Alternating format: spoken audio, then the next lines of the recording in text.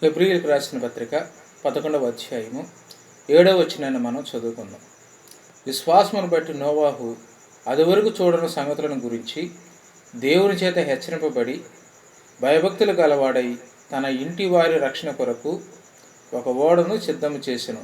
అందువలన అతడు లోకం మీద నేరస్థాపన చేసి విశ్వాసమును బట్టి కలుగు నీతికి వారసుడాయను అంటాడు. క్రీస్తు ప్రియమైన వారలారా, ఈ సమయంలో మనము వినబోతున్నటువంటి అంశము హెచ్చరిక అనేటువంటి పాఠాన్ని మనము వింటూ ఉన్నాము. పాఠములో ఉదాహరణగా మనం ఆలోచన చేసినట్లయితే, హెచ్చరిక అంటే రాబోయే ప్రమాదాన్ని, విపత్తును అంచనా వేసి చెప్పేదాన్ని హెచ్చరిక అని మనం గమనించవచ్చు. లోకంలో ఏదైనా విపత్తు రాబోతుందని తెలిసినప్పుడు ప్రభుత్వము హెచ్చరికలు జారీ చేయటం మనము చూస్తూ ఉంటాం. తుఫాను, కరోనా సమయంలో ప్రభుత్వము మనల్ని ఏ విధంగా హెచ్చరిక చేస్తుందో మనందరికీ తెలిసినటువంటి విషయమే. కనుక కరోనా వచ్చినప్పుడు ప్రభుత్వం వారు ఎన్నో విధాలుగా మనల్ని హెచ్చరించారు.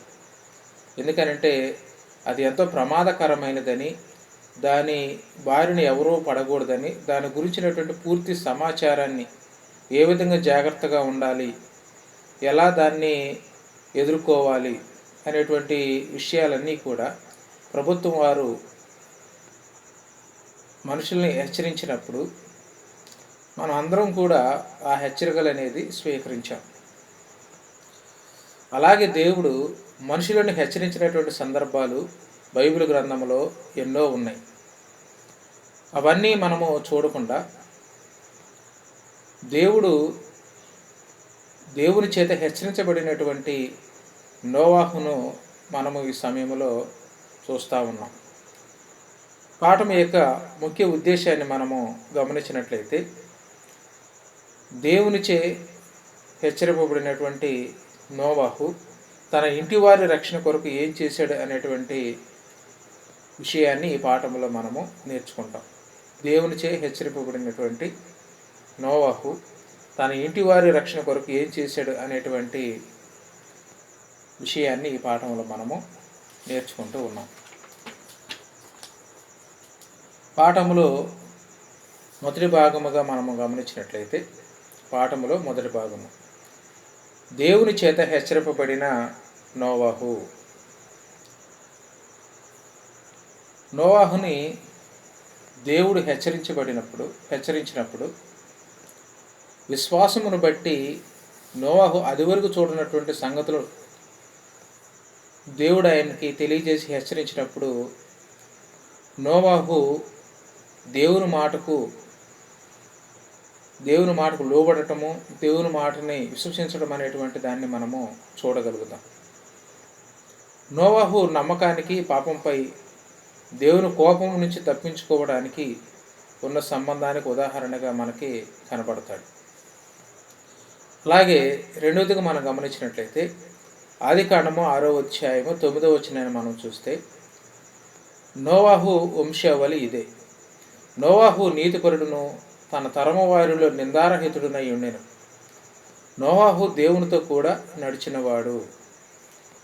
ఇక నోవాహు నీతిపరుడును నిందారహితుడై ఉండి దేవునితో కూడా నడిచినటువంటి వాడు. కనుక దేవునితో నడిచినవాడు అని అంటే దేవుని యొక్క ఆజ్ఞల్ని అనుసరించినటువంటి వాడు, దేవుని యొక్క ఆజ్ఞల ప్రకారము నడుచుకున్నటువంటి వాడు. కనుక నోవాహు తన తరము వారందరిలో కూడా నీతిపరుడు అని దేవుని యొక్క వాక్యం మనకి తెలియజేస్తూ ఉంది. అలాగే రెండవదిగా మనం గమనించినప్పుడు ఆజ్ఞ ప్రకారము చేసినటువంటి వాడు. ఆదికాండము 7వ అధ్యాయము 5వ వచనాన్ని మనము గమనించినట్లయితే, తనకు యెహోవా ఆజ్ఞాపించిన ప్రకారము నోవాహు యావత్తూ చేసెను అంటాడు. అంటే నోవాహుకి దేవుడు ఏదైతే ఆజ్ఞాపించాడో, తనకు ఆజ్ఞాపించిన ప్రకారము యావత్తు నోవాహు చేయడం అనేటువంటిది మనము చూస్తూ ఉన్నాం.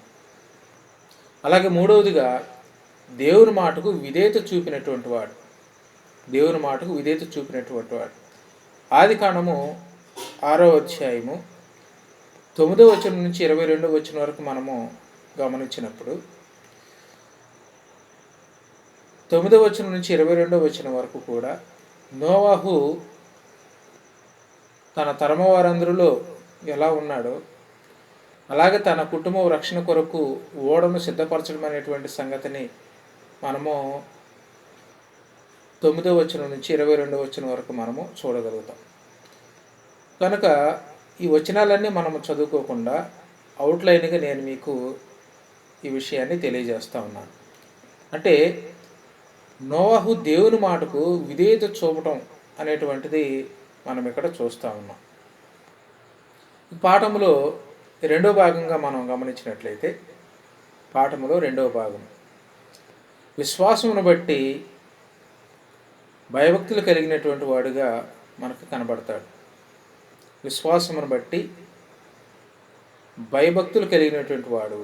హెబ్రీయులకు రాసిన పత్రిక 11వ అధ్యాయము 7వ వచనాన్ని మనం గమనించినప్పుడు ఇక్కడ అంటాడు, విశ్వాసమును బట్టి నోవాహు అది వరకు చూడని సంగతులను గురించి దేవుని చేత హెచ్చరింపబడి భయభక్తులు గలవాడై తన ఇంటివారి రక్షణ కొరకు ఒక ఓడను సిద్ధము చేసిన అంటాడు. భయభక్తులు గలవాడై కనుక విశ్వాసమును బట్టి నోవాహు దేవుని పట్ల భయభక్తులు కలిగినటువంటి వాడుగా మనకి కనబడుతూ ఉన్నాడు. కనుక విశ్వాసం లేకుండా ఏ వ్యక్తి కూడా దేవుని పట్ల భయము భక్తి నిలపలేడు. దేవుని పట్ల ఒక వ్యక్తి ఒక విశ్వాసి భయభక్తులు నిలపాలి అని అంటే అతనికి దేవుని పట్ల విశ్వాసం అనేది ఉండాలి. ప్రగాఢమైనటువంటి విశ్వాసం ఉండాలి. కనుక విశ్వాసము లేకుండా దేవుని యందు భయభక్తులు కలిగి జీవించడం అనేటువంటిది అది కుదిరేటువంటి పని కాదు.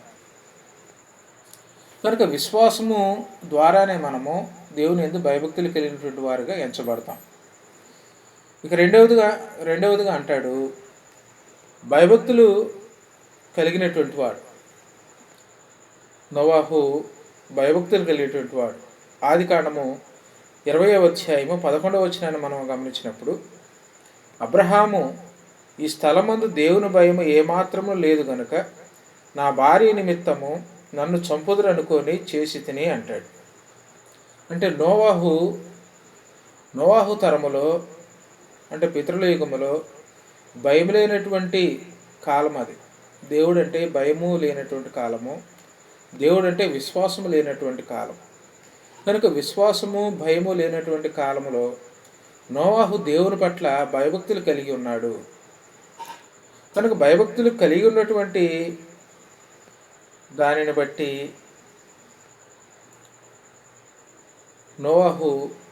నోవాహుని దేవుడు రక్షించడానికి ఒక ప్రణాళికను సిద్ధం చేయటం అనేటువంటిది మనము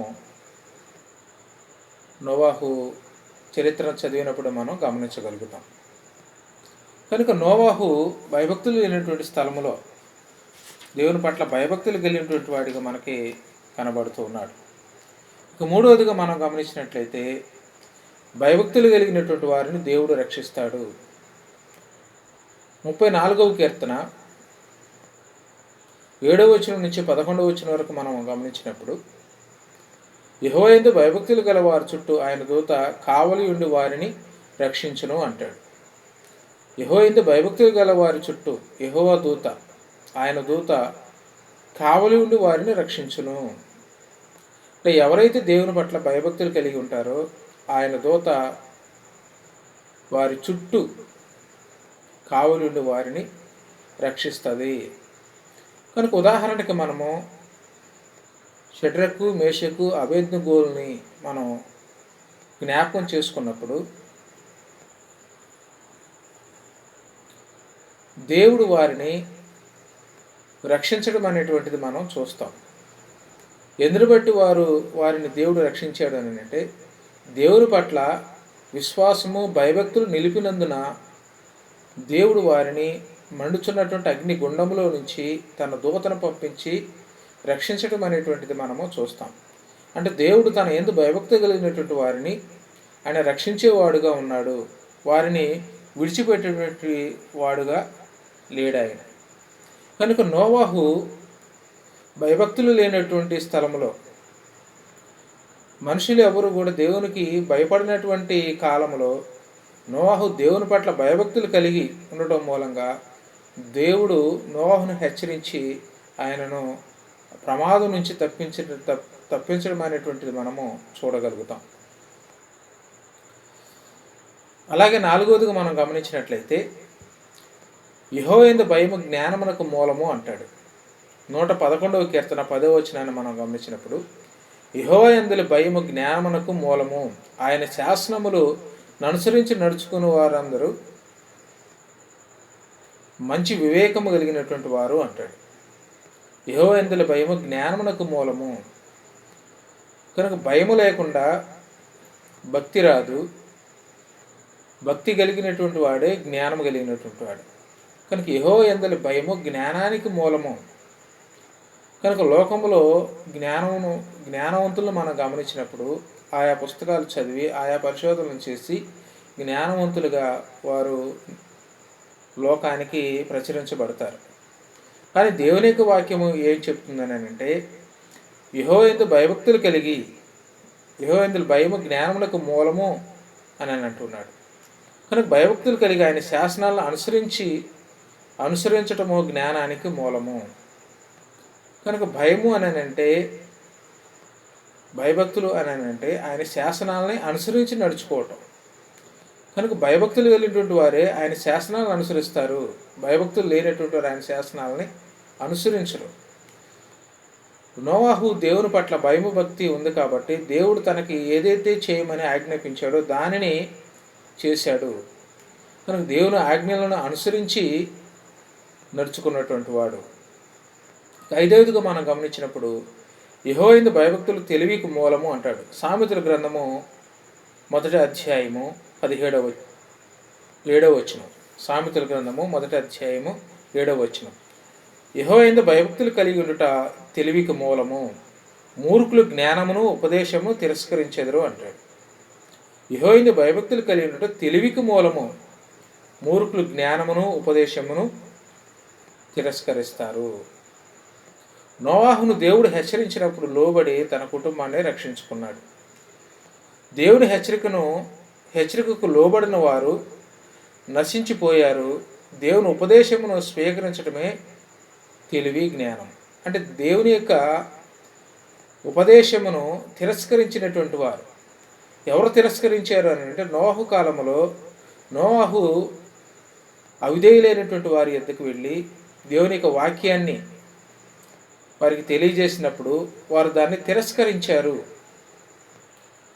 వారు మూర్ఖులు కాబట్టి ఈ రోజుల్లో జలప్రళయం వస్తుందా, లేకుంటే వర్షం పడుద్దా, మనం అంతా మునిగిపోతామా అని నోవాహు మాటను వారు నమ్మలేదు. నోవాహును హేళన చేసినటువంటి వారుగా వారు కనపడతారు. కనుక ఎందుకు అని అంటే వారు మూర్ఖులు ఉపదేశం తిరస్కరిస్తారు, వారు దానిని అంగీకరించరు. కానీ నోవాహు ఉపదేశమును అంగీకరించినటువంటి వాడిగా మనకు కనబడతాడు. కనుక అది వరకు చూడనటువంటి సంగతుల గురించి దేవుడు నోవాహు తెలియజేసినప్పుడు నోవాహు ఆ మాటలు నమ్మాడు. దేవుని యొక్క ఉపదేశమును అంగీకరించాడు, తిరస్కరించలేదు. కానీ మూర్ఖులు ఏం చేస్తారు అని అంటే దేవుని యొక్క ఉపదేశాన్ని వారు తిరస్కరిస్తారు. కనుక ఈనాడు దేవుని యొక్క వాక్యాన్ని తిరస్కరించేటువంటి వారు ఎంతోమంది మనకు కనబడతారు. కనుక దేవుని యొక్క వాక్యము అన్నా దేవుడన్నా వారికి ఏమాత్రము వినయము, విధేయత, భయము, భక్తి అనేటువంటిది ఉండదు. ఎందుకనంటే వారి మూర్ఖత్వమే వారికి అలంకారంగా దానిని అనుసరిస్తారు. కనుక క్రీస్తునందు ప్రియమైన వారులారా, ఈనాడు మనము దేవుని యొక్క ఆజ్ఞలను ఉపదేశమును అంగీకరించేవారుగా ఉన్నామా, తిరస్కరించేవారుగా ఉన్నామా? కనుక అంగీకరించడం అని అంటే దాన్ని అనుసరించి నడుచుకోవటం.